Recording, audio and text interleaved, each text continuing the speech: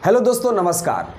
आपके YouTube channel Hrithik study zone में स्वागत है। हम फिर से इस वीडियो में क्लास 12 का हिंदी का पहला चैप्टर, हिंदी का कौन सा चैप्टर?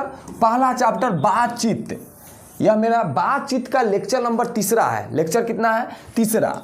अगर आप पहला दूसरा अगर नहीं देखे हैं तो इसी चैनल पर प्लेलिस्ट बना है, वहाँ पे जाकर आप पहला और दूसरा देख लेंगे और तीसरा ऑब्जेक्टिव कराने जा रहे हैं। जो पहला लेखक परिचय था, दूसरी का चैप्टर पूरा पढ़ाए हैं और तीसरा मेरा जो है ऑब्जेक्टिव करेंगे और चौथा में क्वेश्चन आंसर करेंगे। ठीक है, तो वीडियो को स्टार्ट करते हैं।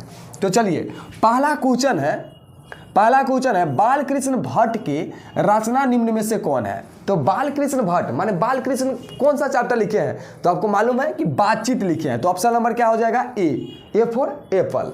अगला में चलते हैं दूसरा क्वेश्चन नंबर दूसरा में बातचीत के जरिए भाप बनकर क्या बाहर निकल जाता है? बताइए। हम बताए थे धुआं, मवाद जो है ना, बातचीत के जरिए जो है ना, दिल में जो छुपा हुआ दुख जो है, दर्द है, वह क्या हो जाता है? बातचीत करने से बाहर निकल जाता है। ठीक है, तीसरा क्वेश्चन पे आइए। बाल कृष्ण भट्ट के माता का नाम क्या है? बताइए। माता का नाम क्या दिया? तो ऑप्शन नंबर सी में दिया है पार्वती देवी। तो ऑप्शन नंबर सी में आपका हो जाएगा पार्वती देवी लिखा हुआ है। चलिए, क्वेश्चन नंबर चौथा में आते हैं। निबंध लेखन के दृष्टि से भारतेंदु युग का कौन सा था? बताइए। हम बताए थे भारतेंदु युग का, तो आपका ऑप्शन नंबर क्या हो जाएगा? ऑप्शन नंबर ए उर्वर था। अगला क्वेश्चन में है, क्वेश्चन नंबर 5 में चलते हैं। बातचीत शीर्षक निबंध के अनुसार जो कुछ मवाद या धुआं जमा रहता है वह भाप बनकर निकल पड़ता है। कैसे निकल पाता है? तो आप बातचीत के जरिए जब भी बातचीत करेंगे तो आपका देखते हैं, कभी भी दुख दर्द जब होता है तो आप अपने माता पिता से या अपने फ्रेंड से आप बात जब करते हैं तो आपका क्या हो जाता है? दुख जो है खत्म हो जाता है। वही कह रहा है। क्वेश्चन नंबर 6 में चलते हैं। जैसा काम वैसा परिणाम किस लेखक द्वारा रचित? ये बताइए कौन सा है? तो है बाल कृष्ण भट्ट के द्वारा। किसके द्वारा? बाल कृष्ण भट्ट के द्वारा। अगला क्वेश्चन पर चलते हैं। चलिए, क्वेश्चन नंबर 7 पे आते हैं। क्वेश्चन नंबर 7 में आइए। बाल कृष्ण भट्ट के पिता का नाम क्या है? तो आपको पता है कि बाल कृष्ण भट्ट के पिता का नाम क्या है? बेनी प्रसाद। और इनका माता का भी नाम अभी जस्ट आया था इससे पहले क्वेश्चन में। अब आइए 8 नंबर में आइए। दमयंती स्वयंवर किस लेखक की रचना है? बताइए कौन सा है? तो फिर से आ गया वही बाल कृष्ण भट्ट का है। ठीक है, सब रचयिता आपको रचना जितना भी किए हैं सब आपका पहला लेक्चर नंबर पहला में बताया है, वहां से जाके आप कंप्लीट कर सकते हैं। तो चलिए, क्वेश्चन नंबर 9 में बाल कृष्ण भट्ट के रचना बातचीत क्या है? अब बताइए, बातचीत क्या है? निबंध है कि ललित निबंध है? तो आपको बताया गया है कि जब निबंध ना दे तो ललित निबंध दे, तो वह आप ललित निबंध में मार दीजिएगा। ठीक है, निबंध या ललित निबंध दोनों में से कोई भी एक दिया रहे वही आंसर होगा। निबंध देगा तो निबंध मारिएगा, ललित निबंध देगा तो ललित निबंध मारिएगा। चलिए, अगला क्वेश्चन में आते हैं। बाल कृष्ण भट्ट जो है किस युग के निबंधकार थे? बताइए। भारतेंदु युग का। किस युग का थे? तो भारतेंदु युग का। काल जो पूछेगा, काल तो काल में जो कौन है? आधुनिक काल में है। और युग पूछेगा तो कौन सा युग है? तो भारतेंदु युग है। ऑप्शन नंबर कितना हो गया? बी। चलिए, अगला क्वेश्चन 11 नंबर। मनुष्य की बातचीत का उत्तम तरीका क्या है? बताइए। आपको बताया है कि सबसे उत्तम तरीका कौन होता है?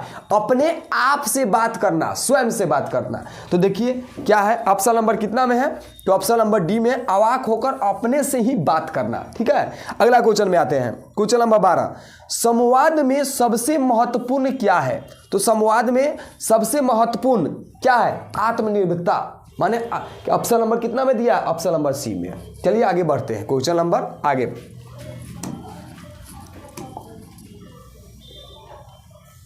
13 नंबर क्वेश्चन में आइए। क्या लिखा हुआ है 13 में? बाल कृष्ण भट्ट का जन्म कब हुआ था? बताइए। बाल कृष्ण भट्ट का जन्म कब हुआ था? तो 23 जून 1800 कितना में? 44 में। ठीक है, जन्म कब हुआ है? 23 जून 1844 में।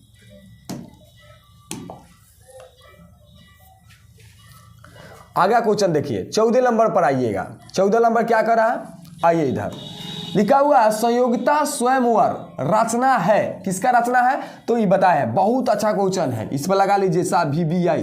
क्या है, श्रीनिवास दास की, किसका है, श्रीनिवास दास की।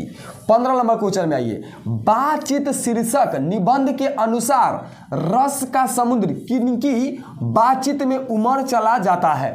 बताइए, आपको पता है कि जब दो हम सहेलियों के बीच में जब बातचीत होता है तो उनका बातचीत गजबे का होता है, उसमें जो है रस, समुद्र की रस उमड़ जाता है, ठीक है ना, दो सहेलियों के बीच में। अगला 16 नंबर में वाद विवाद संवाद क्या है, तो यह है आलोचनात्मक निबंधों की पुस्तक है। अगला क्वेश्चन में आइए, बालकृष्ण भट्ट ने कौन सा मासिक पत्रिका निकाला था, तो बताइए, आपको बताया है हिंदी पत्रिका निकाला था नहीं, और यह कितने वर्षों तक चला था, तो यह हिंदी जो पत्रिका जो था वह 33 वर्षों तक चला था। कितने वर्षों तक, 33 वर्षों तक, ठीक है। कह रहा है क्वेश्चन में देखिए, बातचीत किस विधा की रचना है, बताइए, बातचीत जो है किस विधा की रचना है, तो निबंध है। अभी ना बताया है, ललित निबंध दे और निबंध दे, तो दोनों में से एक चेक करेंगे। अगला क्वेश्चन नंबर पर आते हैं। चलिए अगला क्वेश्चन में है 21 में, बातचीत के माध्यम से बालकृष्ण भट्ट क्या बतलाना चाहते हैं, तो बताइए क्या बतलाना चाहते हैं, बातचीत की शैली बताना चाहते हैं कि बातचीत करने की जो शैली होता है वह किस प्रकार का होता है। अगला क्वेश्चन 22 नंबर में, भट्ट जी को किसने अंग्रेजी साहित्य के एडिशन और स्ट्रीन की श्रेणी में रखा है, कौन रखा है, तो रामचंद्र शुक्ल ने रखा है। कौन रखा है, रामचंद्र शुक्ल ने। तो चलिए अगला क्वेश्चन कराते हैं 23 नंबर पर, बालकृष्ण भट्ट का निवास स्थान कौन है, आपको बताया है कि बालकृष्ण का जो निवास स्थान है इलाहाबाद उत्तर प्रदेश। ऑप्शन नंबर किस में है, ऑप्शन नंबर बी में है। तो चलिए 24 नंबर में, बालकृष्ण भट्ट ने किस पत्रिका का संपादन किया था, तो बालकृष्ण भट्ट ने हिंदी पत्रिका का संपादन किया था। कौन सा पत्रिका का, तो हिंदी पत्रिका का। अभी बताया तुरंत, इसके पहले भी क्वेश्चन था, यह 33 वर्षों तक चला था। अगला क्वेश्चन 25 में आइए, बालकृष्ण भट्ट ने हिंदी प्रदीप नामक मासिक पत्रिका निकालना कब प्रारंभ किया था, तो आपको बताया गया है कि 1877 ईस्वी में जो हिंदी पत्रिका का जो प्रारंभ किया गया था, ठीक है। तो ऑप्शन नंबर कितना में दिया है, ऑप्शन नंबर ए में। बालकृष्ण भट्ट के पिता पेशों से क्या थे, तो बालकृष्ण के पिताजी जो थे वह व्यापारी थे, क्या थे, व्यापारी थे, और यह जो थे वह शिक्षक, माने शिक्षक के पद पर भी काम किए थे, ठीक है। अगला नंबर क्वेश्चन पे आते हैं, आइए 27 नंबर पर। 27 नंबर क्वेश्चन पर पढ़िए, कौन सा उपन्यास बालकृष्ण भट्ट द्वारा रचित है, तो कौन सा उपन्यास, हम बताए हैं कि 100 अनजान 100 जान जो है वह कौन लिखे हैं, बालकृष्ण भट्ट लिखे हैं। तो चलिए अगला नंबर क्वेश्चन पे आते हैं।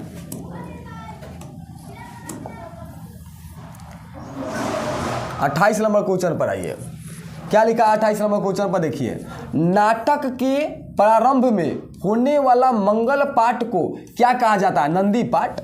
नंदी पाठ, देखिए कोई भी नाटक जब होता है, कोई भी आप देखते हैं स्टेज पर कोई प्रोग्राम होता है तो क्या होता है, पहले आपका जो क्या होता है, माने भगवान की प्रार्थना किया जाता है, तभी भी कोई भी प्रोग्राम आपका स्टार्ट होता है, तो क्या होता है, तो नंदी पाठ कहा जाता है। अगला क्वेश्चन, रॉबिन्सन क्रूजो को कब तक मनुष्य का एक मुख देखने को नहीं मिला था, तो बताया है कि 16 वर्ष तक यह आदमी जो था वह कभी भी मनुष्य का मुख नहीं देखा था। तो क्या हो जाएगा, कितना वर्ष, 16 वर्ष। ऑप्शन नंबर सी में है। 30 में, बोलने से ही मनुष्य का रूप का साक्षात्कार होता है, यह किसने कहा था, तो बेन जॉनसन ने बताया था कि आदमी का जो उसके व्यवहार के बारे में, उसका जो पहचान के बारे में किससे होता है, तो बातचीत करने से ही होता है कि वह व्यक्ति का किस प्रकार का है, ठीक है। ये सब चैप्टर में पढ़ाएं, लेक्चर नंबर 2 में पढ़ाएं, जाके लेक्चर नंबर 2 जो है देख लीजिएगा, एक भी ऑब्जेक्टिव बोर्ड एग्जाम में आपका नहीं छूटेगा। चलिए अगला क्वेश्चन में आते हैं 31 नंबर में, असल बातचीत सिर्फ दो व्यक्तियों में में ही हो सकती है, यह किसका मत है? तो आपको बताया गया है कि यह एडिसन का मत है, जो बताया गया कि दो व्यक्तियों के बीच में सबसे अच्छा बातचीत होता है। 32 एडिसन के अनुसार असल बातचीत कितने लोगों के बीच में हो सकती है? देखिए फिर से आ गया क्वेश्चन, तो कितने व्यक्तियों के बीच में? दो व्यक्तियों के बीच में। 33 नंबर क्वेश्चन में आइए, बातचीत से मन किस प्रकार हो जाता है? तो जो बातचीत से मन जो होता है ना, हल्का हो जाता है। किसा?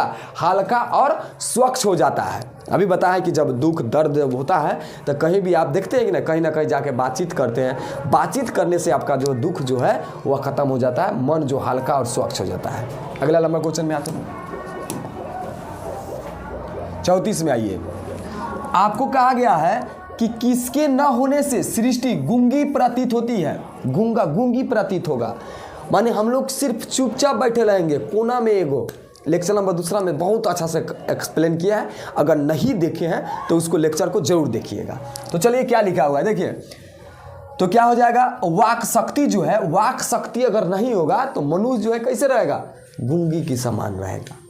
अगला देखिए, आर्ट ऑफ कन्वेंशन कहाँ के लोगों में सर्वाधिक प्रचलित है? तो आपको बताया है कि यूरोप के लोगों में एक ऐसा, देखिए यहाँ से सब्जेक्टिव क्वेश्चन पूछता है कि आर्ट ऑफ कन्वेंशन क्या है।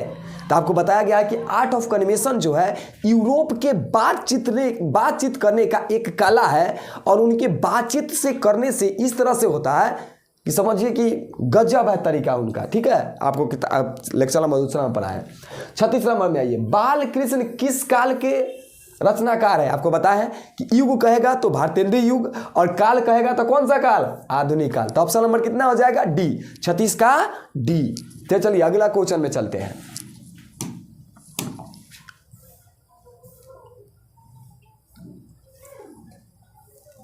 क्वेश्चन आपका 36 तक था, सॉरी आपका खत्म, समाप्त हो गया। ठीक है, तो 36 को ऑब्जेक्टिव करा दिए। लेक्चर 1, लेक्चर 2, लेक्चर 3, तीनों लेक्चर को देखिए, बहुत ही इंपॉर्टेंट है। आप वहां से जाकर कंप्लीट कर सकते हैं। क्लास 12 का हिंदी का चल रहा है, यहाँ से इस यूट्यूब चैनल से आप कंप्लीट कर सकते हैं हिंदी। उसके बाद आपका 10th क्लास का मैथ चल रहा है, वहाँ से मैथ कंप्लीट कर सकते हैं, अपने भाइयों को बता सकते हैं। और अगर यह वीडियो आपको अच्छा लगा हो तो अपने दोस्तों के बीच शेयर जरूर कीजिएगा, और मिलते हैं नए वीडियो के साथ। Thank you.